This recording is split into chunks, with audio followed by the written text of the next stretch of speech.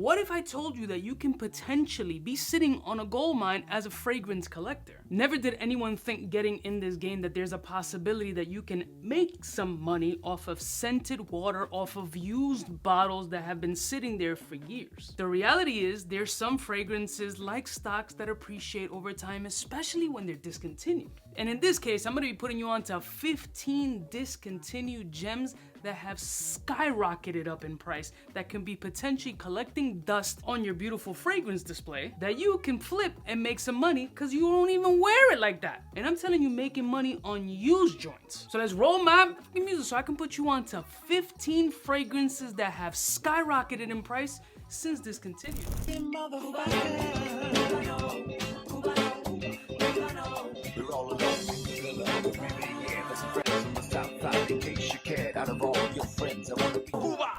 Blessed morning, my beautiful peoples. You know who it is. It's your boy, 𝐷𝐸𝐷𝐸𝐷𝐸𝐸.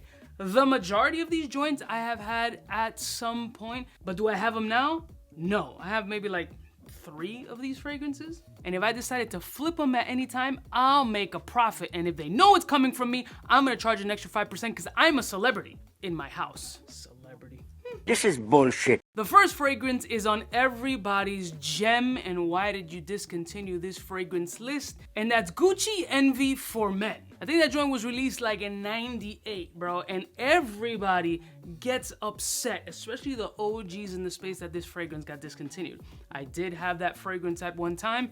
I don't think actually I used it all. I think I may have flipped it for a smaller profit than it's currently running for on the gray market right now, which is hovering in some places north of $500. Imagine you buying a fragrance that at a particular time was like 50, 60 bucks, maybe 120 at full retail. But in all actuality, although that fragrance was a very handsome scent, it didn't absolutely blow my nuts off. There's people who are diehard Gucci Envy for Men, and I do get it, but not fully. But imagine, you've been having this fragrance since the early 2000s. It's sitting on your shelf. You barely wear it because you started collecting like a madman, and you're potentially sitting on a fragrance that you have used that you can definitely get over 250 bucks at least. And this is used, so check your mantle. You may have some bread sitting there. From my old heads, the Dior Fahrenheit Absolute fragrance. That shit was released in about 2009 and hovers around a price point fluctuating anywhere from $300 to $500. I never got to experience that fragrance. I don't know how amazing it is or it isn't, but to command that kind of price point as discontinued, there is definitely a cult or a hype behind that scent profile. Now, apparently from what I gathered based on the notes, it's an incensey myrrh scent profile that's amber forward and very resinous. I don't know, but it definitely sounds right up my alley. This could have been a deviation from its traditional irisy petroleum DNA that the Fahrenheit has, but I haven't gotten the opportunity to try it out, and best believe I'm not paying that kind of premium for that scent, but I would like to get a sample of it just to see what I'm missing out on. But for $300 to $500, I'll pass right now. I would have never bought this fragrance, especially in 2007, but it's a Jean Paul Gaultier fragrance with a full white torso, and I believe it's called Fleur de Meaux. I guess that's how you pronounce it. And some of the gray market prices on that fragrance, I've seen like around $400 for a Jean Paul Gaultier fragrance. Now, I'm recently enjoying some of the JPG scent profile, so y'all be able to tell me in the comments, how dope was that fragrance that it commands that kind of price point? Again, it doesn't mean that the fragrance is absolutely outstanding to command that price point. It just means it had a specific cult following. There's some people who just like collectors of scents, and they like hidden gems, or they know that this joint is only going to be a limited release, so potentially down the line there's going to be people like you and I who are fragrance enthusiasts that might pay a premium for these scents and either keep it, have it in full tester, have it in full retail presentation, or never even open them. Now, according to Fragrantica, Fleur de Meaux is a petitgrain and neroli and chamomile basil. I wouldn't have bought it. I just know from jump that would not be a fragrance in my repertoire. Neroli and petitgrain. No. I'm not gonna get it. I could already mentally picture how that fragrance is gonna smell, so I don't think that I would have ever enjoyed that scent profile. I could be wrong, but you guys let me know in the comments below. Are you willing to pay neroli petitgrain premiums? That's crazy. I'm in the money, what? We're in the money. Guerlain L'Homme Ideal Cologne. This I've put on many lists as Such an underrated freshy almond experience. Sleeper grenade. Now, unlike some of the other fragrances, this doesn't command an ultra premium, so it's affordable when you can find it. In the gray market, the fragrance is hovering like $200, so it's not outlandish. And honestly, I think this should be priced up way more than that. This is a really good freshy scent profile that's absolutely gorgeous. The nutty fresh factor, that combination of these two notes of what I experience off of this scent is gorgeous. I love this fragrance, and I really just kind of like, because I don't want to pay up for it. I think I honestly paid about $35 for this scent in full presentation. I forgot when, but it really wasn't that expensive. Maybe $50, I don't remember exactly, but to know that I've used this fragrance and in a pre-owned, I could at bare minimum get my money back. But honestly, I would never let go of this scent. This is so fucking beautiful and wildly underrated that if you haven't had an opportunity to experience it, out of all these fragrances, this might be one of the cheapest ones that you can get, and I 100% feel that it's worth it. So Guerlain L'Homme Idéal Cologne, fantastic. This was way before my time as far as obsessive collecting when it comes to fragrance, but I'm pretty sure my grandfather had this shit in the collection, which would have been gifted to him. And that's Chanel Egoiste Cologne Concentrate. Me trying to put an accent on that sounds crazy. Pre-owned. I found this shit on eBay. Pre-owned, shitty bottle, peeling, the whole $200. Pre-owned. So can you imagine if you find a fully sealed or unused tester bottle with the price point? Easily we're talking about $400+. Now the notes of that fragrance scream OG all the way. It has its typical fougere, dark, old school energy, like full wool peacoat kind of vibes. Fucking Peaky Blinder energy.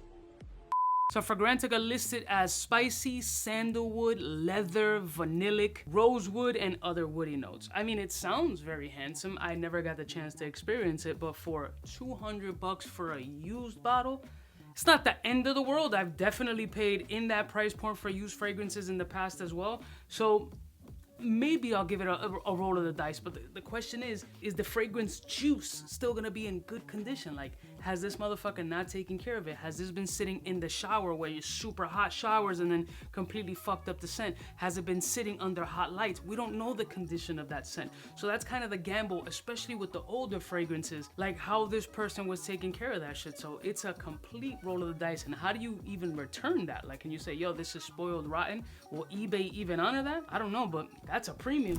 The whole lineup of this brand used to be readily given away at some point at discounters. And one of the gems in that lineup was Mugler Pure Malt.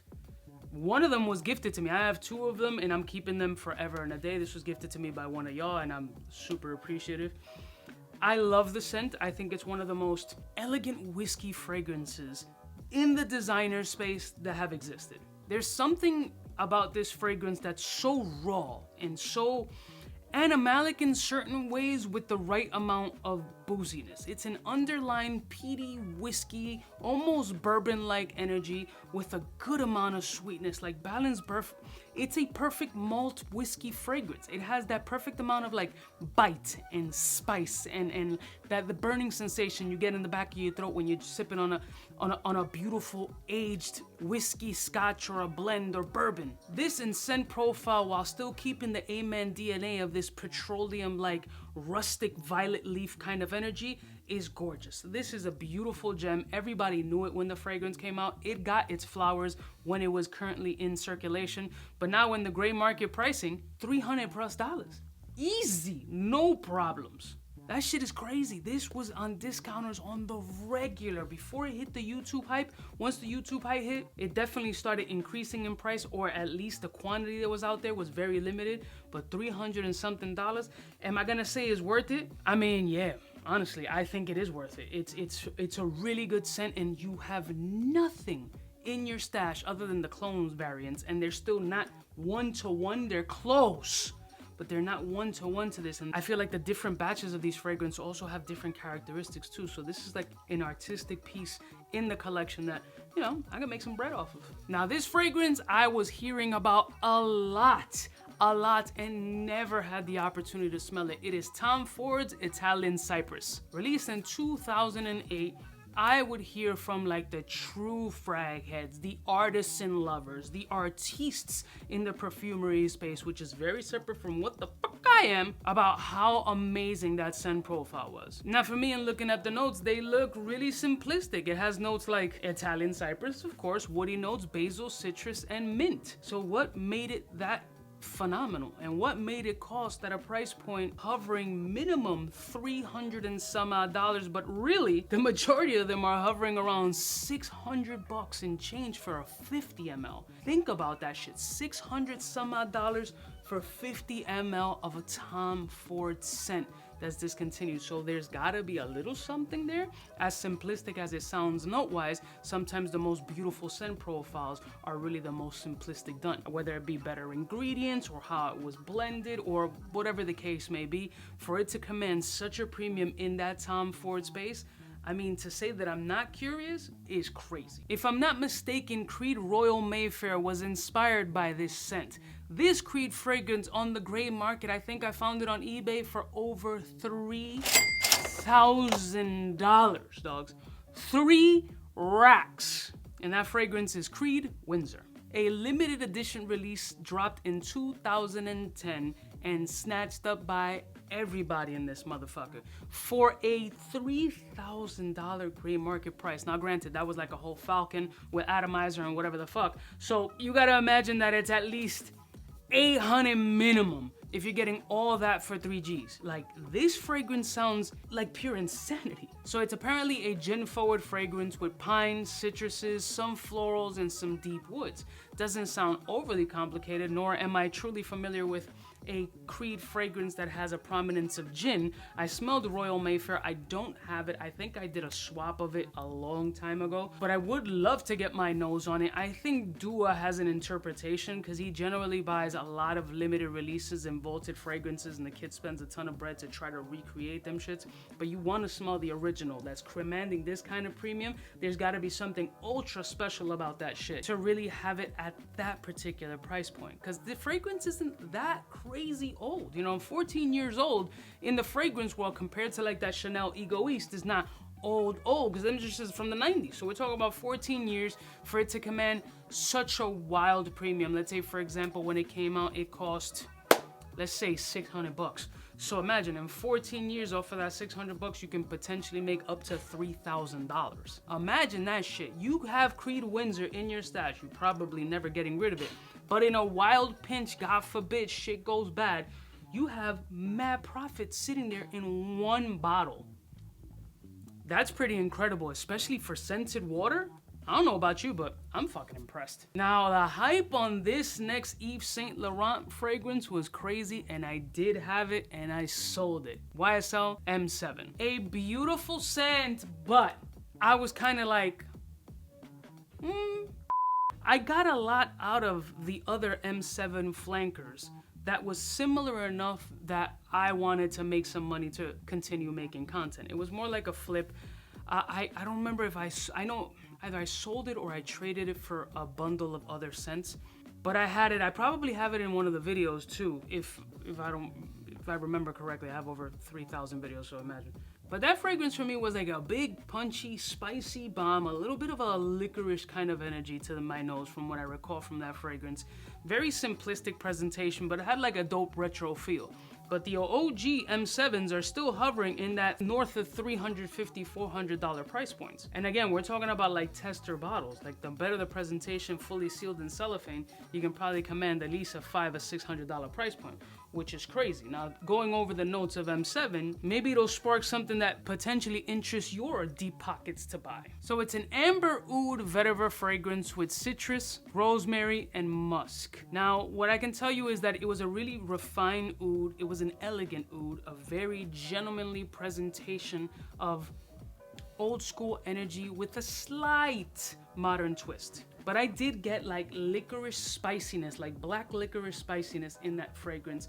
And the oudiness of the fragrance, when it fully dried down, it gave it a real classical masculine energy about this scent profile. But again, to command that kind of premium, there's still people that'll pay that shit, or at least pay a nice premium on top of that, just to have the M7 in their stash, because it's kind of a legendary piece in the Yves Saint Laurent lineup. So yeah, if you got it, the OG version, because there's a few flankers, you're sitting on some coin. This next fragrance, never seen it, Another designer that's going for crazy bread, Versace metal jeans for men. The fuck was that? When I saw the bottle, I was like, yeah, that shit screams early 2000s, but I don't remember that scent profile. So according to the notes, the fragrance was watermelon, aquatic, bergamot, oudi, floral, amber, and oak moss. It sounds nice, it sounds designery, but how amazing was it to be paying price points of about $500? Think about it, a Versace designer, cheesy looking bottle charging you like $500 while I'm there sitting looking at like my blue jean bottle over there, and that shit was like $19.95 at some point. Crazy. Can you imagine what that fragrance initially cost, not retail but gray market, before it became discontinued? Probably sitting in that $30-$40 space. Let me know in the comments below if you have that fragrance, and if so, what ridiculous price did you pay for it, knowing that you can potentially bare minimum get around $300 for it. Now this next fragrance I had, and I got it for $14 either at TJ or Century 21. Now this fragrance I found through Ashton, aka Jensense. He was giving this fragrance a ton of praise well over 7-8+ years ago, and that's Halston Man Amber. It's the gold bottle. Now the Halston fragrances, the majority of them are still lingering in that super budget discount store price, but that full gold presentation, which I did have, I really enjoyed that fragrance and completely understood what he was saying about that scent being way underpriced based on the quality in that scent profile. I thought that scent was incredible, a very beautiful ambery fragrance, but I didn't pay any attention to it. I bought the presentation. Again, another swap, trade, or whatever. No, think about it, like if we're moving that kind of shit, right? Granted, now I'm in a position where I can get free bottles and sponsorships and all that shit and making better money, so I can buy and get really whatever I truly want. But nobody's gonna think that back in the day when you're building up a brand, spending tens of thousands of dollars just to compete and make content, that one little particular bottle that you paid fucking next to nothing for was gonna command price points of like anywhere from like $170 to $300 from $14. Do the math. What kind of percentage is that increase on your investment? I suck at math. But nobody thinks about that shit. And some of the Halston fragrances were like signature pieces. That was like the traditional cowboy-like aesthetic in those fragrances. Cool looking bottle, very simplistic, almost looks like, what is it, the Chicago bean or whatever? But that fragrance, from what I vaguely remember, was like, oh shit. And you're welcome to go back into the video archives and see what my thoughts were on that fragrance. But from $14 to at least $170, Jensen hit it on the head on that one. What I call the legendary underrated fragrance of midnight in Paris. This one is the EDT.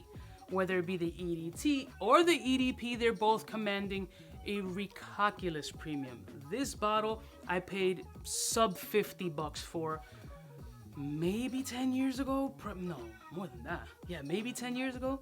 And I still think that this fragrance was wildly underrated. Not just the bottle presentation being absolutely gorgeous, but one of the most beautiful powdery fragrances. I mean, Dior must have gotten some sort of inspiration from this fucking beauty in enhancing its powdery sex appeal. Now, I don't know who came first or whatever. I'm just throwing that out there. As far as powdery is, this is wildly beautiful. It's the perfect powder. I'm almost getting fucking goose pimples just smelling it from the nozzle, dog. I haven't worn this in so long. Let me just give it a nice little kiss. Cause I like spraying money on myself, knowing that fragrance like this can go from $350 to $500 right now. Just like this, I can sell this shit.